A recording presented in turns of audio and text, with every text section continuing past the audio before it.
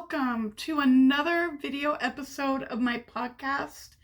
My name is Cheryl, and this is Cappuccino Crafts, my little channel on YouTube and my corner of the general interwebs where I like to talk about knitting and sometimes crochet and books and movies and TV and other life and general chatty things that I want to share with you. Thank you so very much for choosing to watch this video and spend a little bit of your time with me. I really hope that you enjoy it. And yeah, I feel like there's a lot to talk about today. So, all right, let's get going.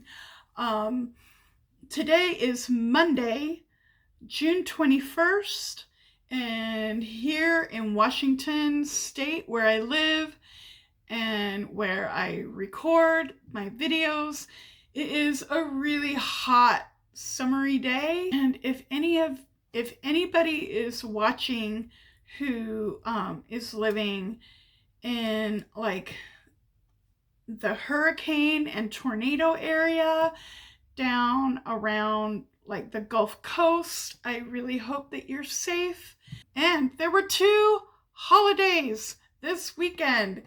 It was a double holiday weekend here in the United States. We have a brand new national holiday in the United States that was just voted on and passed like the day before they were gonna make it the official date.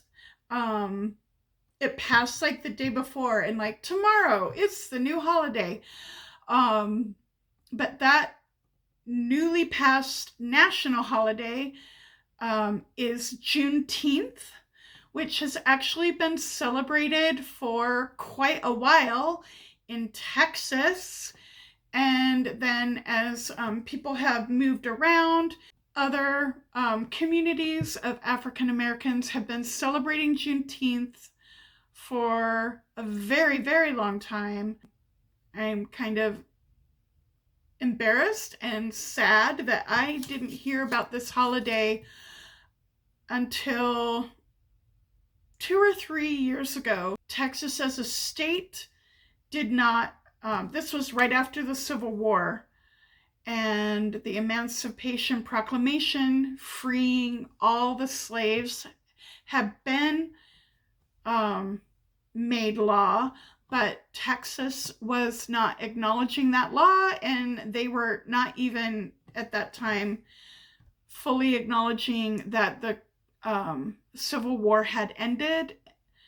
And so they were not recognizing that any of that had happened. It was 2 years and 2 months after the Emancipation Proclamation had been law that somebody finally publicly announced in a city in Texas that all the slaves were freed, and that it was now law that slavery was ended. And then spontaneously on that day, church services and people got together. There were spontaneous church services and gatherings. There was a parade, and that was the very, very first Juneteenth. And it was also on Sunday, June 20th, Father's Day. I had a great visit with my parents on Sunday. I brought a card, and I brought Dad some cookies because he just loves cookies. It was a big weekend for me, and also I started my weekend early because I went to that yarn shop that we had planned, a little outing to a yarn shop across a bridge on a little island. It was maybe a 50-minute drive, but it there was water, and the yarn shop has a view out the windows of the water, and it was just a really pretty shop. I'd never been there, and I'm sorry I don't have any photos. I didn't take a photo of the view. I didn't take a photo of the harbor. I didn't take any photos inside the shop at all. I was just having way too much fun, and I didn't even think about a camera or taking out my phone. But I do have some evidence. I have, and now we're going to go into the crafts. And here we are. I have started a brand new project, and it is not a sock. It is not a short little tiny project that is going to be done like in a week or two. Yeah, it kind of looks a little odd right now, like a little circle. Well, it is a circle. Kind of like a little, and it's not a hat. This is the neck.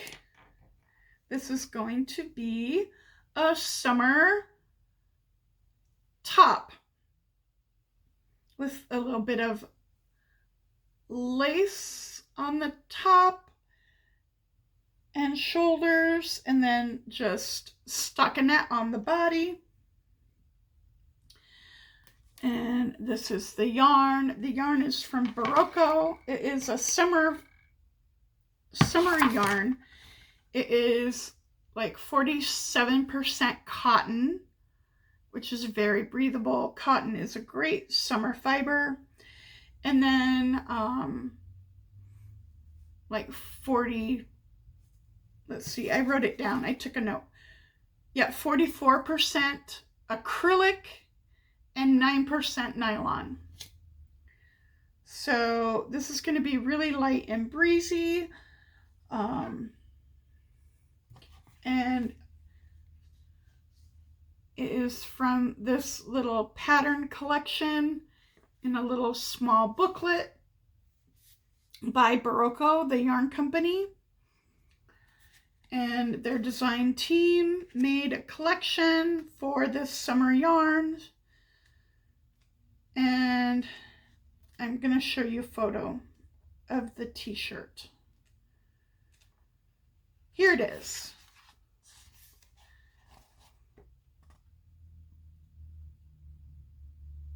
The t-shirt is named Etta.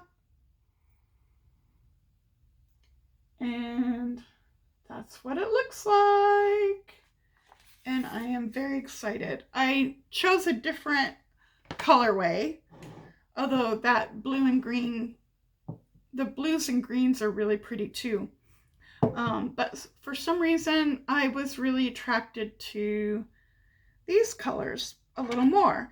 And they had the exact amount of yarn in the same dye lot that I needed for my size.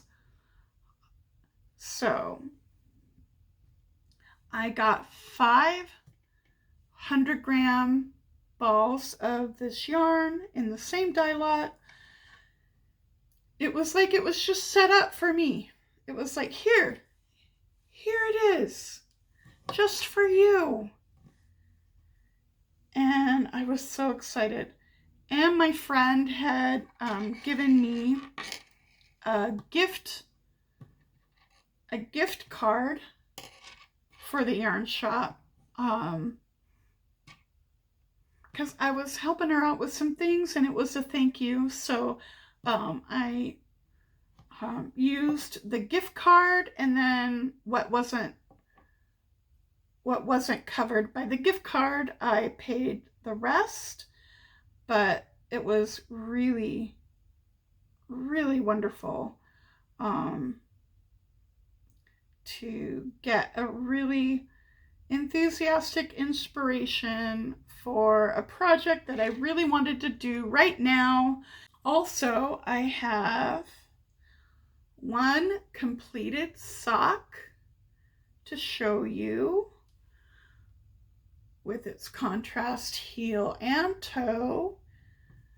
And then I am already working on the second toe to finish the second sock. So, woo, woo, woo, woo! Yay! So excited. And I don't know. I think it's kind of funny and I'm kind of pleased.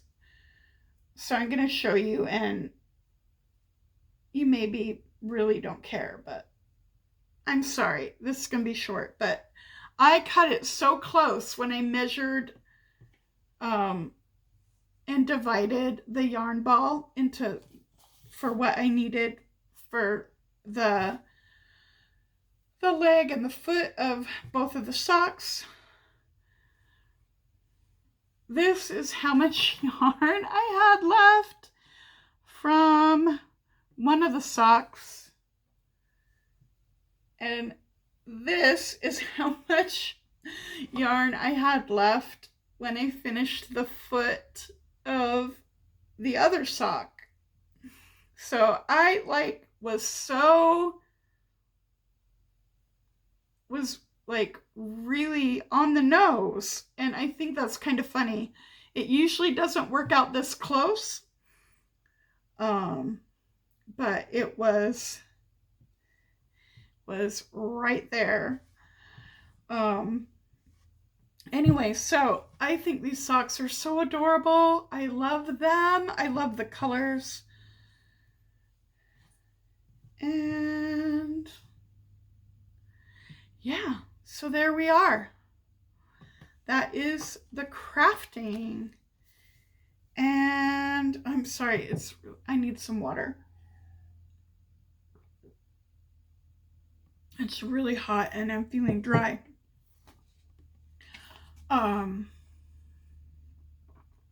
That is all of the crafting. So let's get to books, because the books are still going so well. Audiobooks are working so awesome for me right now. They let me multitask a bit, or when I need to relax, just sink into somebody telling me a good story. I finished 3 books. I was really close to the end of them last time I recorded, so I'm not surprised I finished them. I finished Sweethand by N.G. Peltier. This was a advanced reader audiobook that I got from NetGalley, and the book Sweethand was released this week, so it is available now, audio, and I don't know if it's paperback or hardback. It is an indie published book, so I'm not sure if they did hardcover or paperback for the hard copies, but I listened to the audio, and the audio was fine. Not my favorite narrator, but it was fine, not a problem. And it was just really fun. She's kind of a semi-celebrity baker, and then a guy that ran with her childhood group of friends, and they're still all in the same circles. One-on-one, they do not get along. And he's a music producer, and it's set in Trinidad. So it had a really great, island vacation vibe, and there was all the baking stuff, and then Trinidad food stuff, and there's a wedding, and she and her frenemy, the music producer guy, They are the best man and the maid of honor. It's her sister's wedding, so she's, doing all the cakes and all the desserts for the events. And they have a big project they have to do together because the bride and groom want a joint bachelorette party. It's fun. There's banter between them, and the banter is fun. The group of friends is so fun. There's a lot of really fun personalities, and Kieran, or is it Keenan? No, Kieran. Kieran is the music producer, and he is bisexual, and in their friend group there are other LGBTQ plus people, so the representation is good, and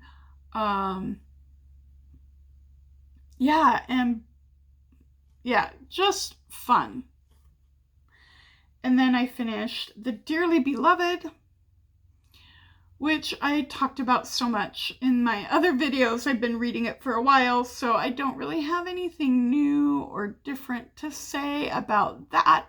But it is like a general fiction / maybe a little bit on the literary fiction end, kind of character study novel about faith and empathy and church and that kind of stuff. I also finished A Master of Gin by P. Jelly Clark, and oh my, that had me on the edge of my seat. It was like that final showdown. There were a few showdowns. It was like, but the big one, the big ending showdown was spectacular. And I love these characters. I love Fatma.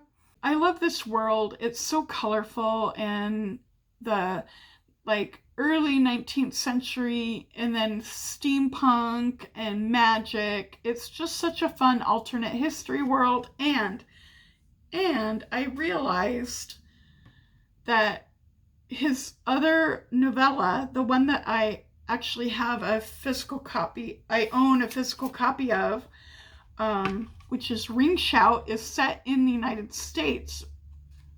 But it's around the same year as A Master of Gin happened. And in this alternative history,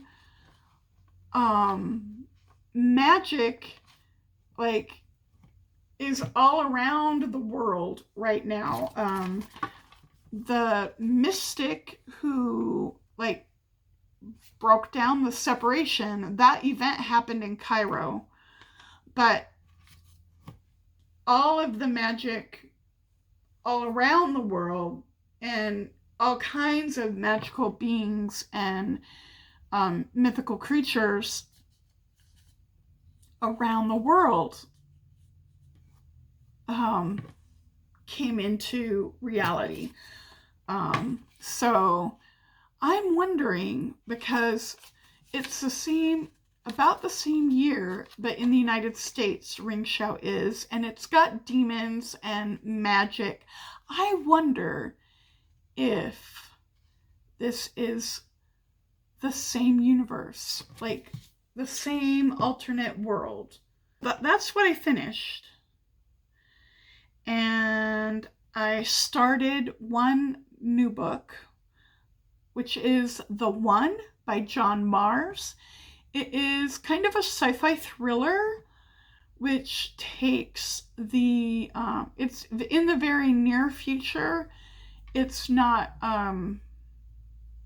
it's very kind of like recognizable world, but they have found a way to quantify your soulmate through your DNA. So it's like a mashup of online dating and DNA, soulmate technology. And this follows a lot of people. It's kind of exploring if that happened and there was like DNA tests to show like one soulmate, like how would that affect people, and what kind of situations and what kind of scenarios would happen with that and around that. And so it's following I don't know, I haven't counted, but like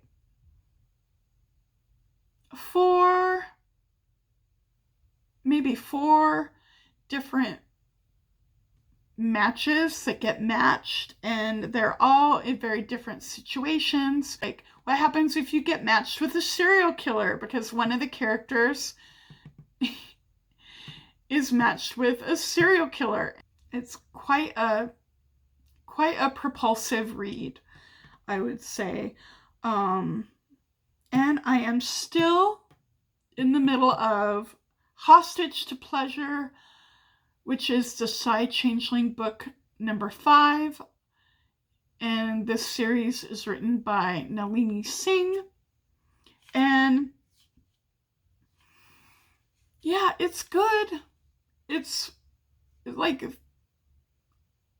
romance in futuristic dystopian politics and murder, and they're starting to feel just a little repetitive to me. And this can happen with a big series that's like not just like a trilogy or any long running series. And I want to still enjoy. I want to be ready to go back. So I think I'm going to take a break from it for a little bit. Is there anything else? I think that covers it. I feel like I've been going on for a long time. But yeah, I hope that you are doing well. I hope that your crafts or your books or your TV series, whatever you're enjoying, are going really well. And I hope that wherever you are, you and your family and all of your loved ones are safe and healthy. And yeah. So see you next time. Bye bye.